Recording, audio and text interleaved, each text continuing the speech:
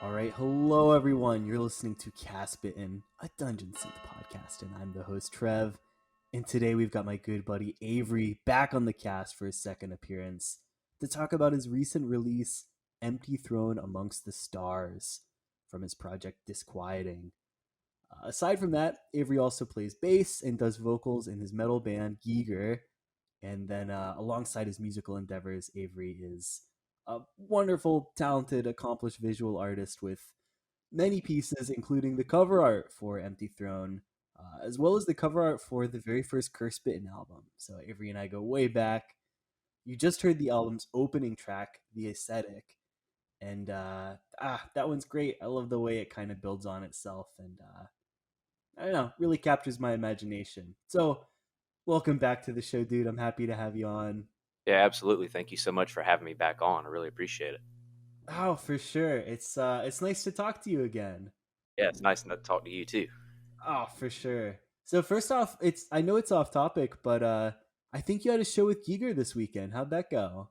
Yes, I did. It was last night, so still Oh, recovering for nice. that. Feeling feeling a little tired, and neck is pretty sore from all the head banging and throwing myself around stage. But sound and performance wise, yeah, it went pretty well. So don't have too much to complain about.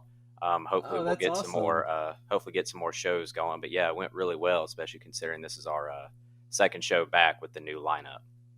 Yeah, I think you mentioned the new lineup to me. If you want to go into it, what's changed? So we were initially a four piece. So me on bass and vocals, drummer, two guitar players. Um, our drummer and second guitar player, who were on the Submit to Reality album, after COVID happened, they had to they had to bow out just because they had to focus on their personal lives.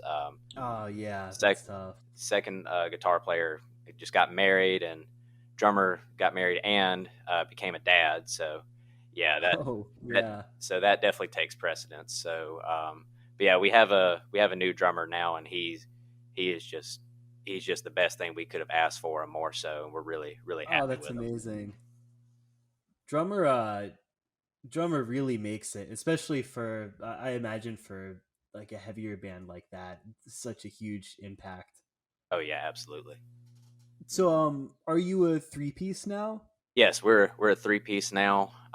Okay. We tried looking around for another guitar player, but our other guitar player at the time, Tyler Wee, there just wasn't really anybody that could replace him. So we decided to Oh just move on yeah. as a three piece. And just a quick other thing too, if him and his family and our friends are listening, unfortunately he was in a motorcycle accident earlier this week.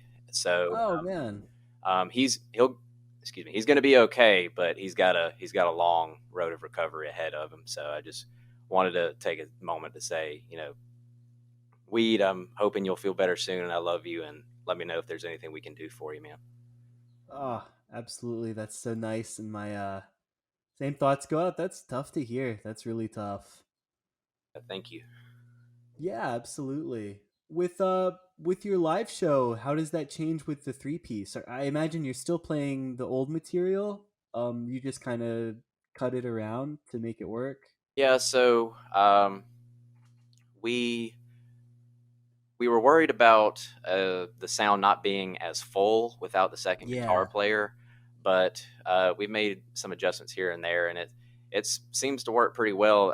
The biggest change is, or changes, I should say, is our guitar player that's still in the band, Mac. He's playing his and Weed's solos now instead of them trading off, and Oh then man. for me. There's parts where when Mac goes to do a guitar solo, I'm actually using an overdrive pedal on my bass to help kind of fill out Yeah, the you have sound a so little much bit more more. space to take up now. Yeah, and also Weed was also did some vocals as well, so now I'm having to do his parts as well, which I find myself running out of breath a little bit more. But but Oh man, that's tough. yeah. Is I guess I know you play a little bit of drums. Is it tough to get the vocals in with the bass now when you're doing them more often? A little bit, but not. It's nothing. It's nothing too crazy. Thankfully, I Okay, was. yeah, I still did majority of the vocals when Weed was in the band, so now I'm just filling in those last little gotcha. pieces. Yeah, how does that compare to the disquieting stuff? Is my understanding you also write lyrics with disquieting? Um, how does I don't know. How does that feel writing something that's fully instrumental that you know you kind of don't have a verbal way to express whatever you're trying to get across?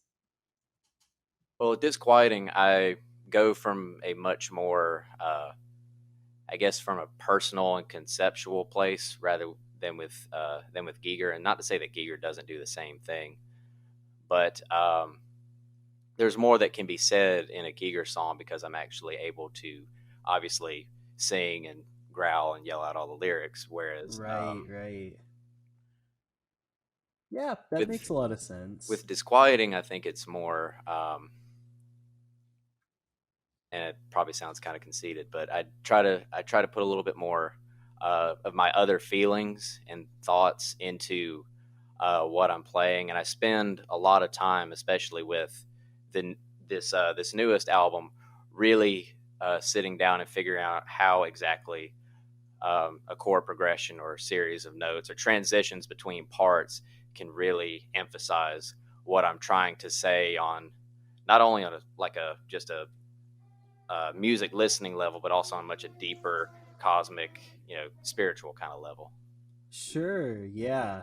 Yeah, and it gets pretty interesting with instrumental because you can never outright express something. I think at best you can hint at it, like through melodic ideas or more like textural ideas.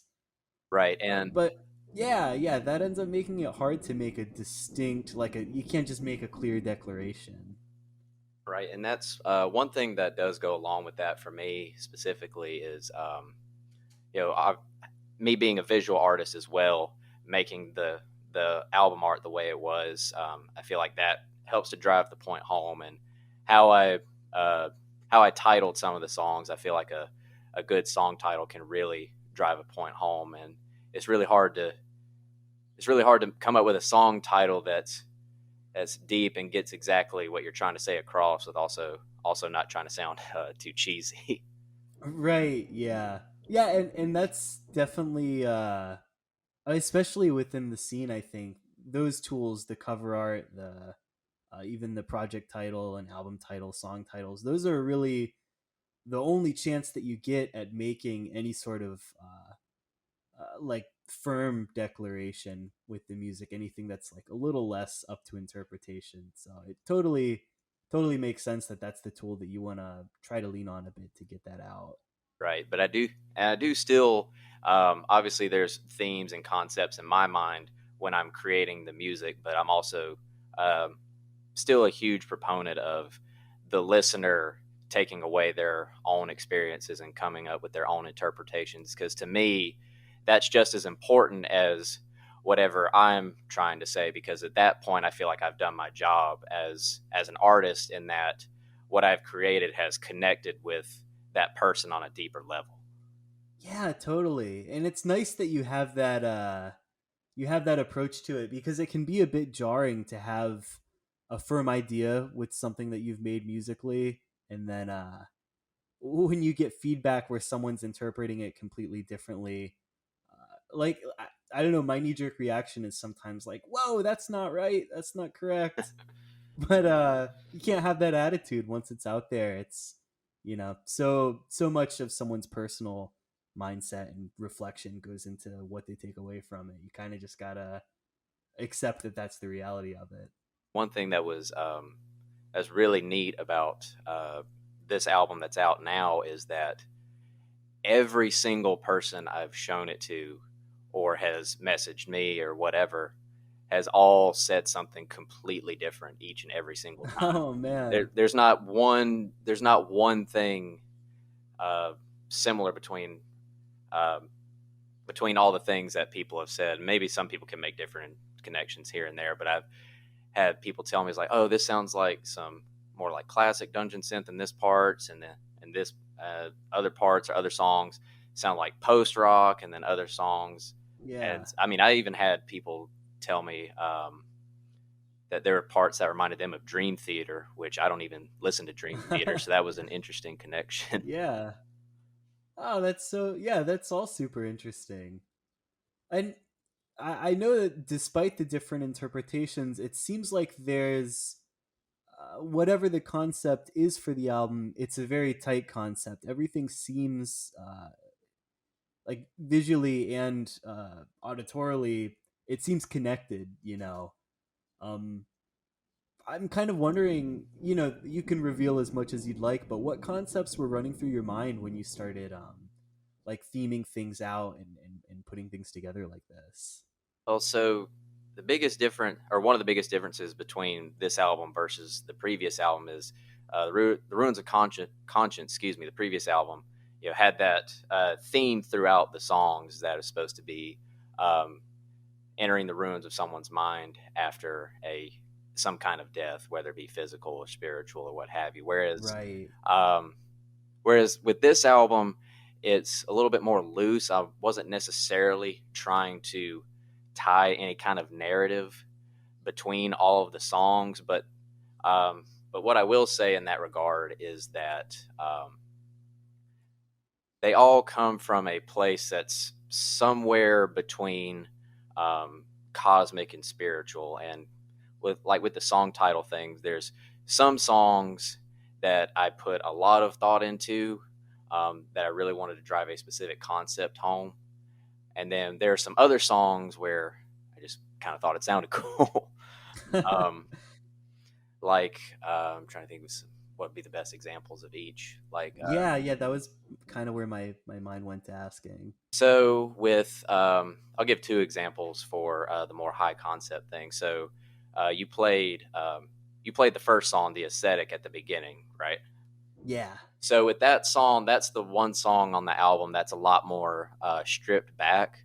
That's the only song on the album that is, excuse me, solely keyboards and synthesizers. There's not any other instruments. Yeah, I And noticed that in the notes. That's interesting.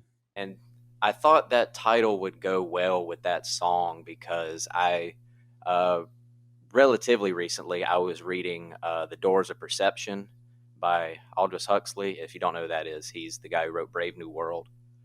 Okay.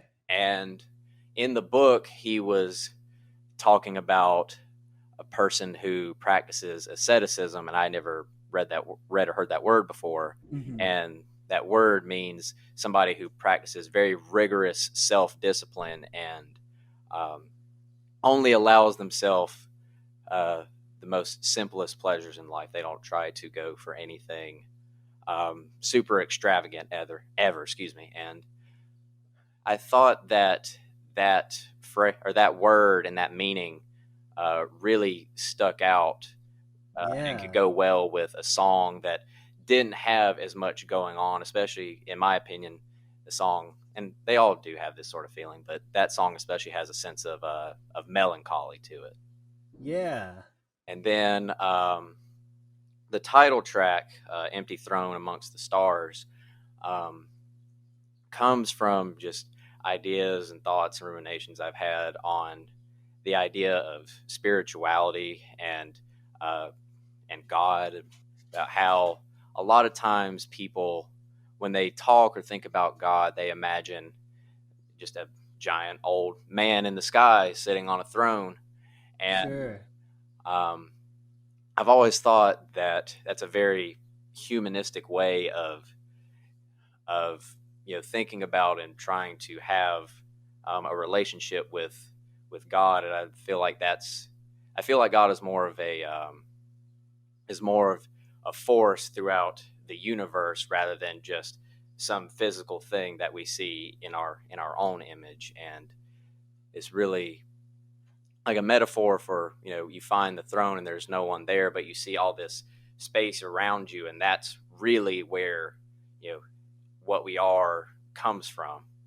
I And see. Yeah, it's that lack of humanism. exactly. The empty throne. Oh And man. and I'm religious, but I don't say any of that to try to push that upon anyone else. I would never ever want to do that. Yeah, But more of amusing, I guess. yeah, exactly. Yeah. Whereas flip side of that is a song like "In the Maze of Serpents." That song title came from when I was finished recording it. I showed it to my fiance Samantha. Um, when it gets to the middle section of the song where there's the big crash and you hear the tambourine. She said that sounds like like a rattlesnake, like rattling Oh yeah. its tail. I was like, that sounds really cool. So I just decided to make it about snakes. So much looser there. Yeah. Yeah, but I mean, I don't know. In the Maze of Serpents is very thought provoking on its own, even if it didn't have like a clear destination in your mind or a simpler source. Yeah. But it's exciting to hear that this sort of, I don't know, open ended introspection that I associate with the Ruins of Conscious with your previous release. It's present here, but in a very different way, I think. Yeah, it was definitely a much. This album is definitely, obviously there's similarities, but it's definitely a much bigger step in another direction from the previous album. Sure, yeah, I can totally see that. What kind of talking about the previous album, if I remember right, that was all recorded with hardware and not really done with like workshopping MIDI and a workstation. Is that the case for this album as well? Yep, same thing. There's no Same thing. MIDI. There's no MIDI whatsoever. Everything was recorded live to my computer. I wish I could say it to tape because that sounds cooler. Sure, yeah. But yeah, I did. Everything was recorded live. There was sound and air moving through a physical space, and I just feel like that's important to what I'm trying to accomplish with Disquieting. And maybe down the road I'll try some stuff with MIDI, since two of the three keyboards I have do have MIDI outputs. Yeah. But for this specifically, I felt like it was important to have those live instruments and having sound move through space. It definitely throws it into its own niche. It's super atypical for the genre not to use any MIDI, and you can absolutely, you can tell that it's not like triggering samples. You can tell that it's got that room sound, I guess. And yeah, I think that's pretty cool. Yeah, I will say, I am eventually gonna give MIDI a try because I hate to say it this way because I'm sure it's not, but it definitely seems easier to do the MIDI because I don't have to worry about Sure. setting up microphones in a certain way, Yeah. making sure the instrument volume is not too soft or too loud, and having the microphones to the right sensitivity and all that stuff. Yeah, I mean, it's one of those things. I feel like you're not supposed to say it, but I don't mean it in a discrediting way. But it's just so much more convenient to work with the MIDI. Yeah, and I will say I do enjoy. I've really enjoyed watching your videos on YouTube on how you create Oh, songs in awesome! Reaper. Yeah, So it's definitely given me some food for thought, and I'm hoping you're planning on making another one sometime soon. nice. Yeah, I kind of make them when I feel like I have something that I want to dive into and have had enough coffee to feel motivated to do it. But yeah, it's definitely something I intend to keep doing, even though it's been a little while since I've cranked one out. Do you? I think you were using Audacity for the first album. Was that still your choice here for working with the, like the live audio? Yeah, I'm still being lame and still using free Ah, Audacity. no, I mean, plenty of free tools are so good. Audacity is really fun to work with in that regard. Yeah, it's relatively idiot proof. So And it makes sense for you because you have such like a blend of live instruments. thank you. Yeah, it totally makes sense. And that was something else I had in my notes. Part of what makes the disquieting sound so unique is the not just the fact that it's recorded with hardware, but it's the overall blend of having like a touch of the more traditional rock instruments in there with this dark synthesizer palette. And yeah, I guess I wanted to hear you kind of expound upon that, if that's something that's always come naturally to you, or if it takes a bit of brain power to figure out how to work in acoustic guitar and something like that with this overall sound palette.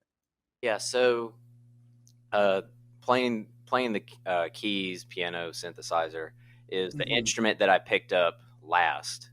Um, and um, what I'm used to is playing bass and guitar and drums, Hmm. and so um, with this album, playing the keys and synthesizers has come a lot more natural to me now that I've been doing it so much more. But um, I can sit down and pick up any one of my basses or guitars and just start start riffing on something. So I didn't want to exclude that from the music that I'm making now. And plus, something that I've realized with Disquieting was initially I just wanted it to be like a just like a dark ambient project, but as it's grown and evolved, and as I've grown, is I realized that it's a much more personal project for me, and I wanted to include all those different facets rather than just Yeah. focusing solely on the one instrument. Obviously, the keys and synthesizers are the primary instrument, but I didn't want to exclude the other instruments. I felt like I could create a more unique and also personal sonic texture with adding electric guitar and acoustic guitar and bass guitar and with this album percussion too. And plus, Yeah, that totally makes and sense. something else too is that I've really started listening to a lot more just music in general, and the music that I find myself really gravitating to the most is music that has a bunch of stuff going on. Like I listen to a lot of early progressive rock, like Genesis, Yes, Rush, um, Eloy, Camel, a whole bands like that, Hmm. and they're part of what makes those bands so great is that they have that really unique blend of these hard hitting like rock songs combined with really out there soundscapes created by the keyboards, and they can go back and forth too. Like those traditional instruments can create more of those soundscapes, and then the synthesizer could go play like a really crazy lead that sounds like a guitar solo. And I'm not necessarily trying to make prog with Disquieting, but that's Right. something that's really worked its way into the project the more I've thought about it and worked on it. Yeah, absolutely. I always feel like there's a kind of a spectrum of how an influence can take place in your music. There's like on one end, there's something like a reference track. Like I was listening to this to make music that sounds like it. And then there's stuff that's more subtle. That's just you've listened to music so much that it's kind of how you think of music, and without making a specific attempt, it just bleeds into the way that you write. And you can see if you're listening to a lot of that early prog stuff with kind of like a more prominent use of that blend of rock and synthesizers and spacious atmospheres with solos and things. I can see that really coming out. Yeah, and that's something that um, that people have really latched on to, because I definitely still feel like an outlier in terms of the dungeon synth community or dark electronic Sure. community, because you know I like 98% of the artists that make music like this are similar to it is just solely keyboards. And I was a little self conscious in that, like, well, I don't know if I should put all these other instruments in there because that's not what these guys do. But ultimately, I decided I figure it's worth a shot. It's worth a shot to do this because it just didn't make sense for me not to try it. Yeah, it's so nice that people are generally really accepting of bringing in outside sounds like that into the genre. I feel like I kind of make dungeon synth adjacent music under Castbitten, and I've never really gotten any flack for it. It's been totally welcomed with open arms, and can't always say that about any genre or any scene. So I've always really appreciated it. Oh yeah, absolutely. Like I just I would love to have something or make something that would be equivalent to something like Thangorodrim, but Mm-hmm. unfortunately we can't all be Thangorodrim. So Yeah, yeah, I just absolutely. so I work with the just try to work with the tools that I have, and thankfully, it's gone over really well, even more so with this new album. Yeah. So this is kind of taking a step back. Uh, so I have some thoughts of what came to mind here on my first listen through. But to you, in what context or scenario do you imagine being ideal for listening to this album? Do you see it as something that's like meditative, or something that would be I don't know, you would listen to a little more active role, maybe like outside, taking in nature. I don't know. How do you imagine it being taken? So a quote that really has stuck out in my mind since I started listening to various forms of ambient music, and especially since I started making it, was a quote from Brian Eno, which obviously we all know who Brian Eno is, but Mm-hmm.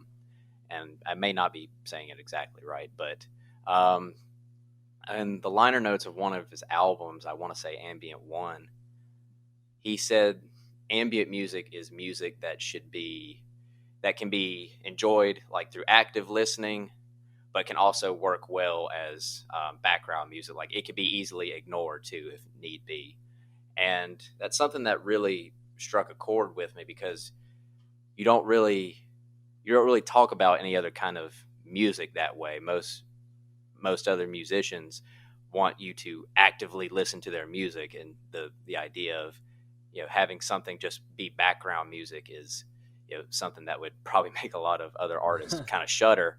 But that really stuck out to me, and so I wanted to make music that had that same dichotomy where it could be active listening or it could work well as background music. So the ways I imagine this album being listened to and the ways I've listened to it would be either actively listening and focusing on how the sounds could transport you to somewhere like what I drew on the album cover, or to some other kind of like cosmic realm, or take you on like a spiritual journey. Or at the same time, it could be music where you could just lay down on the couch and just close your eyes and just chill and relax. Yeah, I love all that. I think that the kind of the same quote that you're citing is something that runs through my mind a lot when I make something that's more of like a textural palette. I think that I think I've read Brian Eno say ambient music can be used to enhance an existing atmosphere. Yes, And exactly. yeah, I love that. And you mentioned some people may shudder at the idea of being background music. And I remember when we had Thanatos on the podcast, he mentioned that he doesn't see why people are upset about that. And if uh, someone's happy to have something in the background, if something makes them feel comfortable or can rest you, they take that as a high compliment. And I think, I don't know, all these thoughts on the place of ambient music, and how active listening versus kind of background listening can both have value.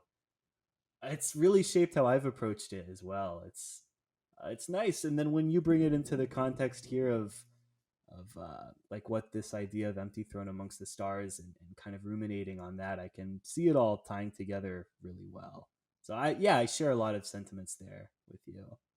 Yeah, anybody who, I mean, I just appreciate anybody who's willing to put on my music in any capacity. Yeah. Even if it is just because I do the same thing, anybody who puts on my music, even if it's just to have something on while they're doing the dishes or something like that, just the fact that they're, that's what they want to have on, while they do even the most mundane things in their life is still something that really speaks volumes and means a lot to me as an artist. Yeah, in this release, I can like I really get a lot of sort of meditative emotions from it. There's, to me, a lot of themes and motives that are steadily repeated but with subtly changing contexts around them. And that's mentally stimulating in a very specific way that I don't associate with like fast guitar riff. That's mentally stimulating in a different way, I guess. Yeah, with this album specifically, I wanted to do more variations on a theme type music like I did with the Yeah. previous album, but I also did want to push that even further and start introducing more musical ideas too. Yeah. Yeah, I can see that being totally executed in there. So one thing that you did different on this album, you have this track "Blink," and that's actually a cover. And I know that that's pretty atypical for the genre, and I think that it turned out really well. And especially having your distinct sound for the genre, it really blends in and shapes the album well. Can you talk a bit about that decision to include that cover? Yeah, so for anybody who doesn't know this already, the song Blink is originally by a Japanese ambient artist named Hiroshi Yoshimura. I hope I'm saying that right. Mm-hmm. Um, it was on his first album called Music for Nine Postcards that came out in '82. And that album really struck a nerve with me when I first heard it because it was one of the first albums that I heard uh, when I was first getting into a lot more ambient music, and it stuck out to me, and especially that track because has this very meditative quality, and it feels uplifting, but then there's also throughout the album, but on this track specifically, there's just that hint of melancholy there, and that's something that I try to go for in my music too.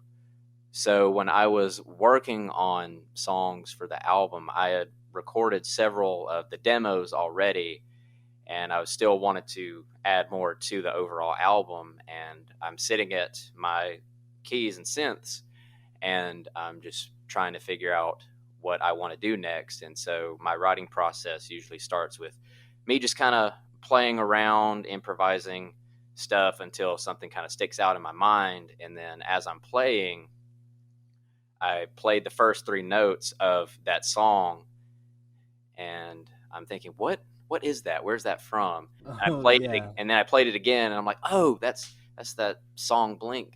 And so I sat there, and for what felt like forever, it's probably only like an hour, but I'm sitting there just listening to the song, playing it back and skipping back to different spots over and over and over again, just to make sure I'm playing exactly the right notes. Um, And at first, I was just sitting there, I was like, oh, it's just nice to be able to know how to play this song. But then, um, after I learned how to play the parts on the keyboard, I picked up my guitar and just wanted to see if I could do it on there too.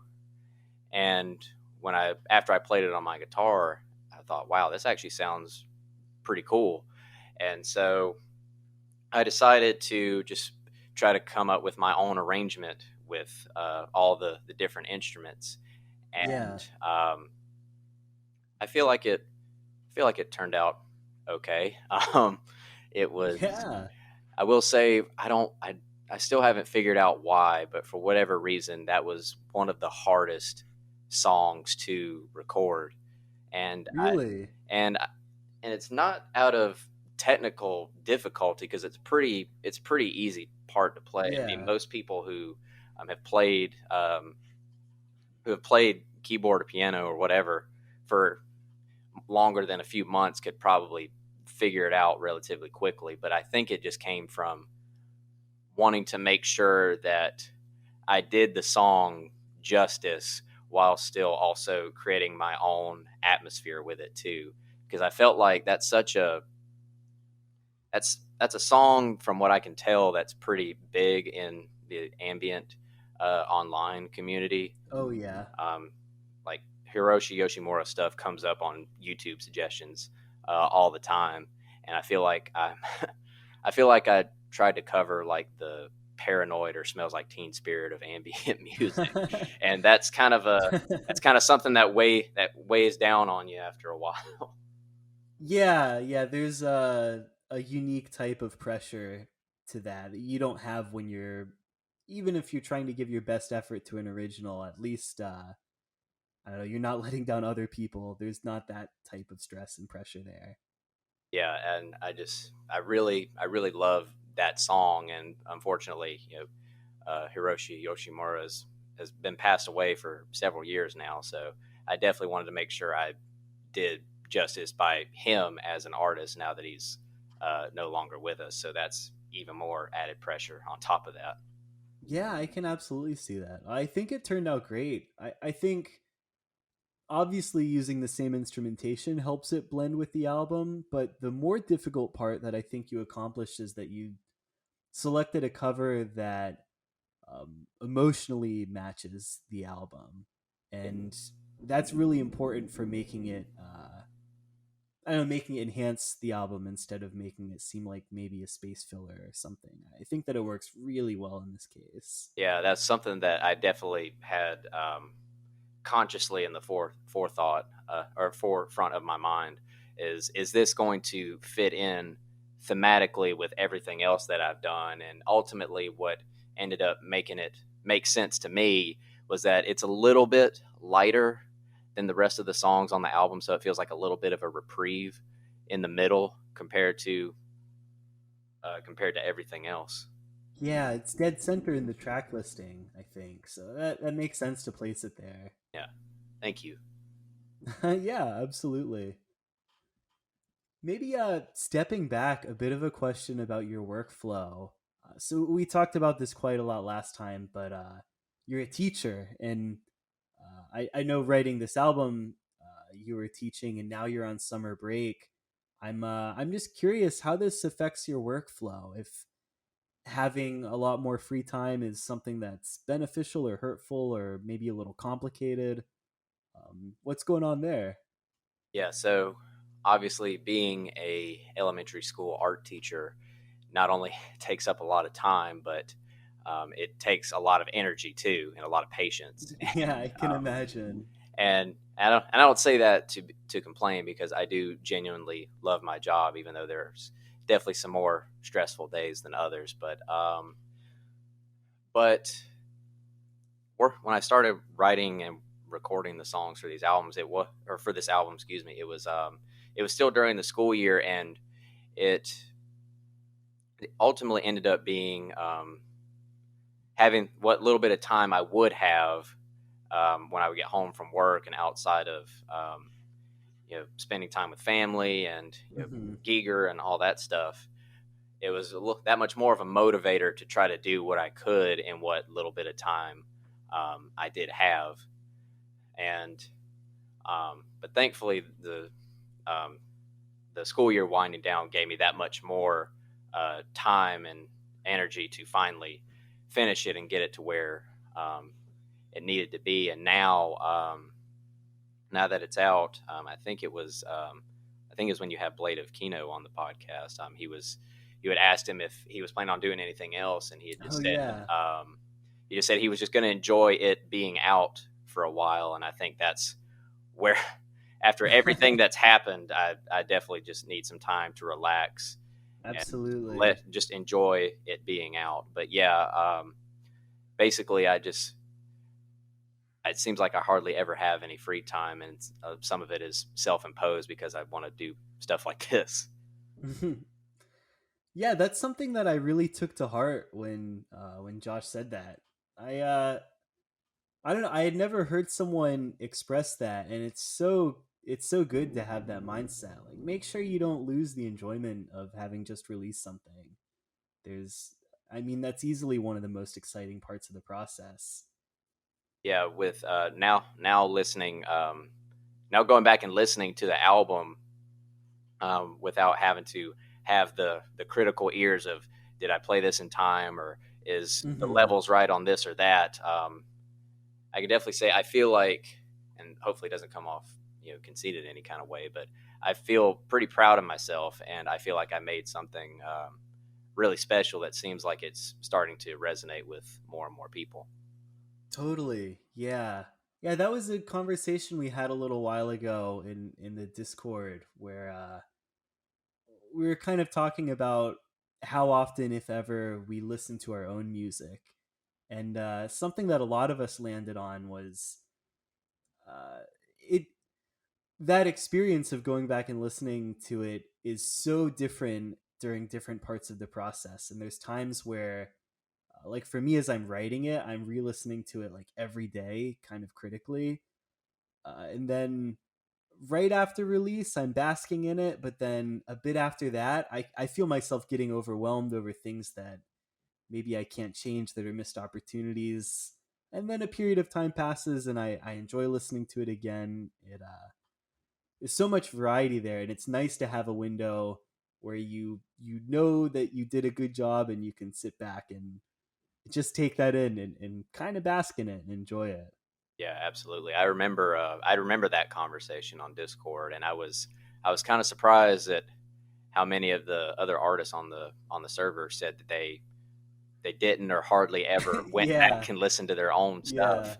And I feel like I'm being you know being conceited, stuck up my own butt, going on there and being like, well, I mean, I still listen to my own stuff. I wouldn't make music I didn't like to listen to. Yeah, yeah. I yeah, it's funny.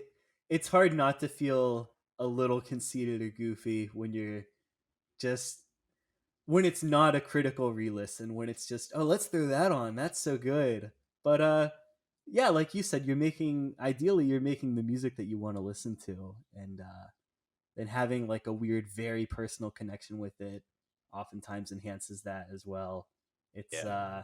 yeah, sometimes it feels funny to me, but I try not to be sheepish about it, and super happy to throw on something I've done before.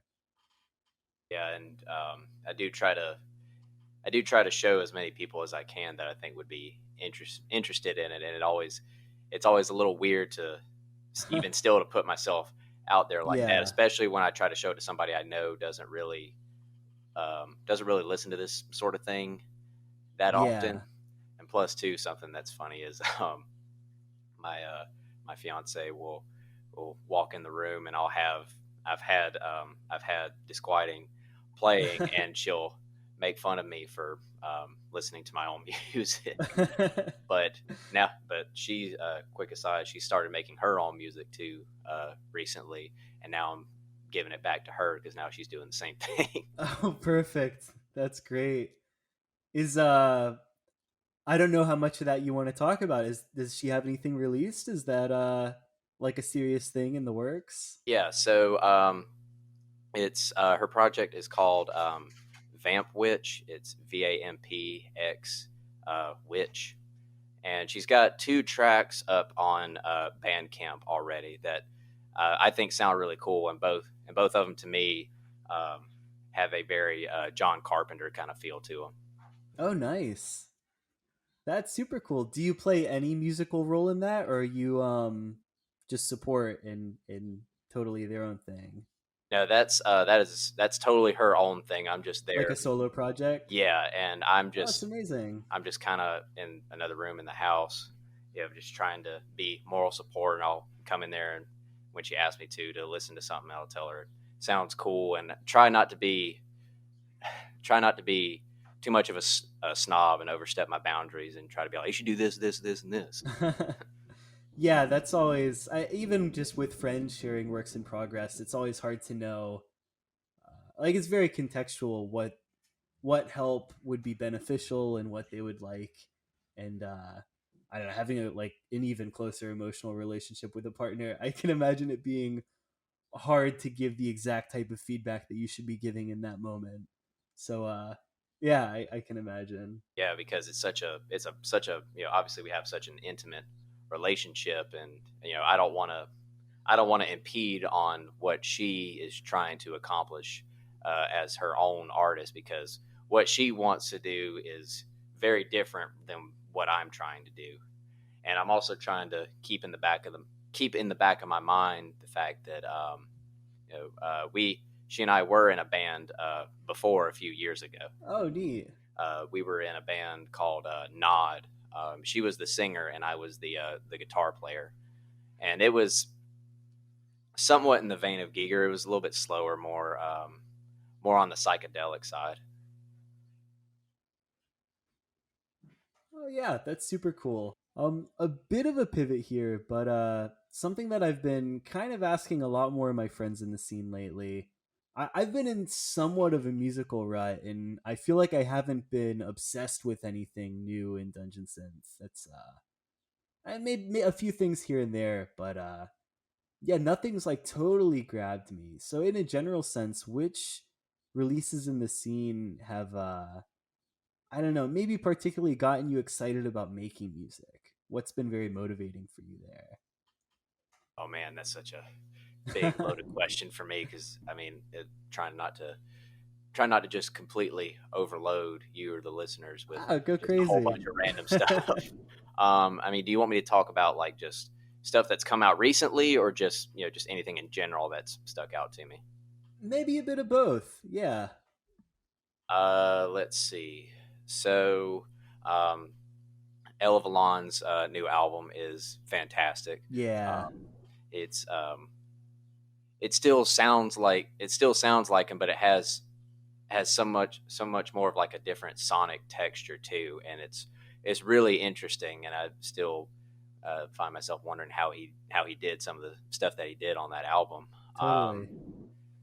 Let's see what else. There's so much stuff to think about. It is a hard one to put you on the spot with. You find you Yeah. always forget things and think of it later. Let's see what else. I really like a lot of the stuff Coniferous Mist puts out under that Yeah. name, and all the other projects. My favorite one is oh my god, I'm blanking on the name right now. This the sea ocean themed one. Why am I blanking on this right now? Dang it, now it's bothering me. No worries. I'm sure it'll Serpentile. That's what it was. Oh I don't yeah. know why it took me so long to think about that. Yeah.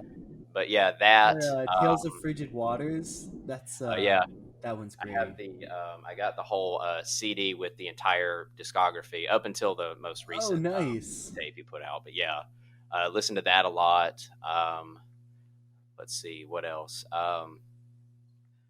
Vin Calder. I love all their stuff, but I've been listening to the two newest releases recently because they just got put on Spotify.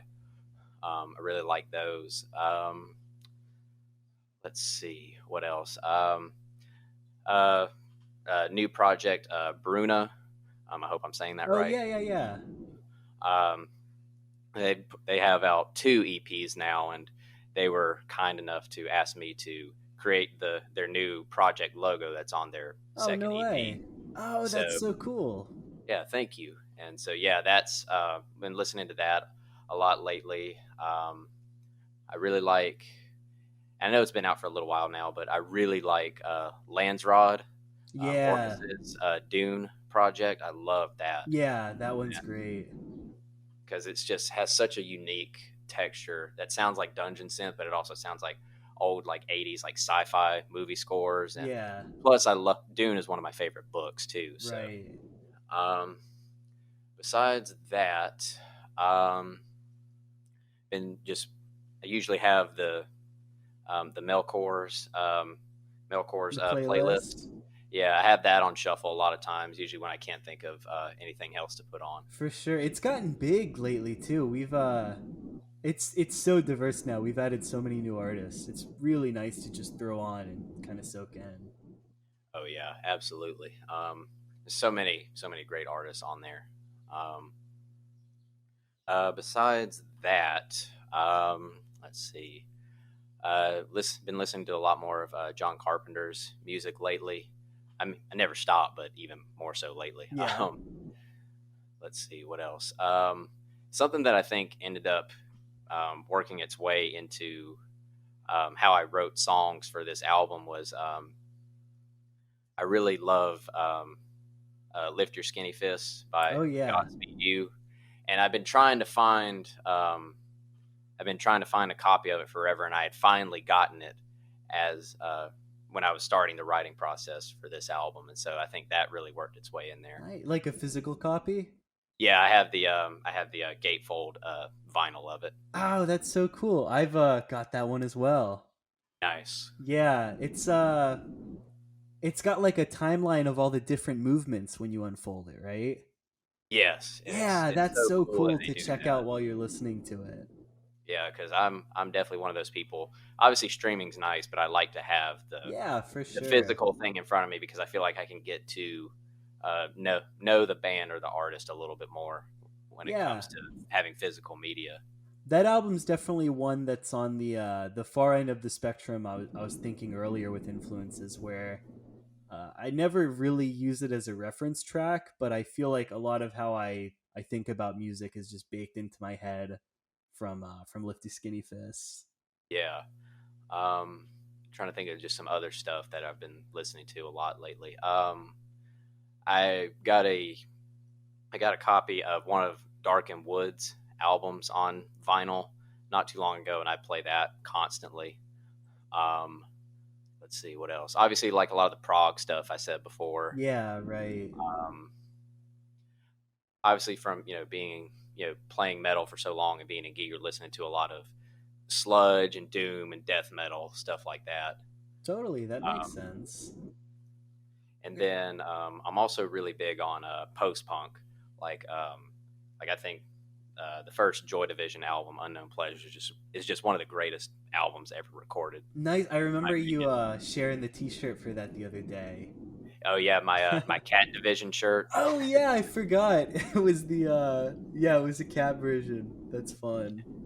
Yeah, my fiance had found that at a at one of the outlet stores around here, and she initially got it for her, I think, and as soon as she showed it to me, it's like, that's gonna be my shirt. I'm gonna wear this from now on. Nice. With you mentioning the physical like trying to get that Godspeed You album on vinyl. If it's secret, if it's in the works, you don't have to answer, but is there a physical release planned for this Disquieting album? Yeah, so CDs and tapes are coming eventually. I don't know. Okay. That's good. I don't know when exactly that's going to be, but I can say that I'm working with Elavalon with his new label Barrow Horde Oh, um, wonderful. Oh, I to didn't know do that. That's great. to do a CD for the new album, and I've been what little bit of I should be able to go ahead and get it done since I'm on summer break, but with the time that I have, I've started working on the layout for the album, and then I'm gonna try to make some tapes happen eventually. I did reached out to Voices of the Ainur again, and Paul said he would love to put it out, but he said it may not be, if he can, he may not be able to do it until like the beginning of next year. Oh yeah, I know So they do a lot of releases. I'm sure they're yeah, busy. oh yeah, and they've really been getting big, popping off lately. Yeah, So they it's did the that's physical for your understandable. first one, right? Or your previous one?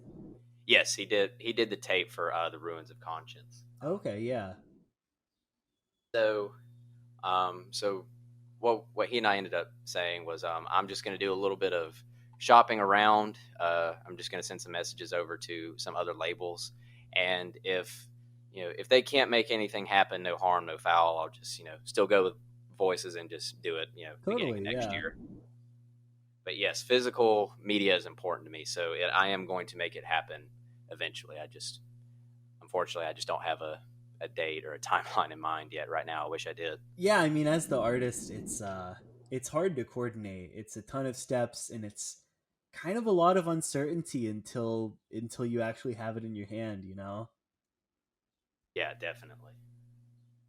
Cool. Well, that's all that I have written out for now. Is there anything else you want to get out before we head out here? Trying to think if there's um, anything else. One thing that does stick out in my mind about recording this album was, I'm glad me doing adding more percussion into the Yeah, album has gone over so well, and I did that with live drums too. right. Um, because when I started the project, I initially was going to try to keep it more strictly like ambient music. Yeah, Um, but then I started listening to more and more stuff, listening to stuff like Castbitten and Elevalon, and then Thangorodrim and one that really sealed the deal was listening to Malfett's albums. Oh yeah. And I thought, well, it wouldn't hurt to try to give this a try. And so Yeah. I took forever trying to get the mics set up just right, and and recorded some simple drum parts. I basically just used the right half of my kit, bass drum, floor tom, and my crash and ride cymbals, because I didn't want to use the entire kit because I felt like that would kind of take it out of like the dark ambient dungeon synth Yeah, I kind can of see that. sound. Um, but yeah, it seemed to go over really well. When I listened back to one of the songs after I had done that, I was like, yeah, I'm definitely doing this for some other tracks because it sounds really really cool. Gives it a much more of a physical and also, in my opinion, more of an emotional weight. Yeah, yeah, it just opens up so many doors with dynamics to have them in like that. Yeah, definitely. And I'm glad I was able to make it work with live drums because For sure. live drums is always such a pain in the Yeah, it butt to try to ramps record. everything up for like live audio and recording. Yeah. I'm trying to think if there's anything else I want to say. Oh, not to get not to get too heavy, but my unfortunately my mom passed away back in December, and Right. um, so uh, I wanted to uh, make sure that it just said something about her, and I for anybody who hasn't seen it, I dedicated the album to her on the Bandcamp page, and I used some stuff of hers on the album itself, actually. Oh, really? Yeah, so the first track, the ascetic, the kind of like bell chime kind of sound you hear at the very beginning and the end of that track, um, that is actually an old clock that my great grandfather brought back from Europe that mom always kept in the house.